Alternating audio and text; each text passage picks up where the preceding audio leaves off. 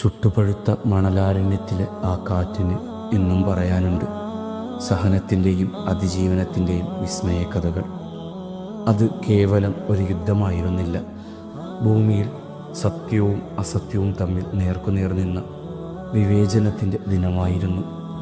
അഹങ്കാരത്തിൻ്റെ ആയിരങ്ങൾക്കെതിരെ ആത്മവിശ്വാസത്തിൻ്റെ 313 പേർ പൊരുതി കയറിയ ചരിത്രം.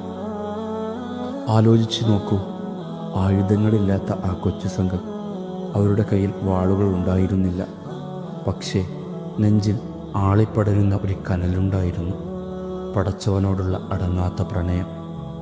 റസൂൽ അന്ന് കൈകൊടിയുയർത്തി വിങ്ങിക്കരഞ്ഞപ്പോൾ ആകാശവാതിലുകൾ പോലും വിറച്ചിട്ടുണ്ടാകണം.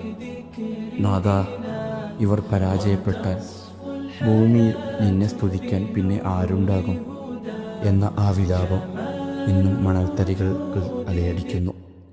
ആകാശത്തു നിന്ന് മലക്കുകൾ ചിറകടിച്ചിറങ്ങിയത് ആ 313 പേരുടെ എണ്ണം നോക്കിയല്ല, അവരുടെ ഉള്ളിലെ പതറാത്ത ഈമാൻ കണ്ടിട്ടായിരുന്നു.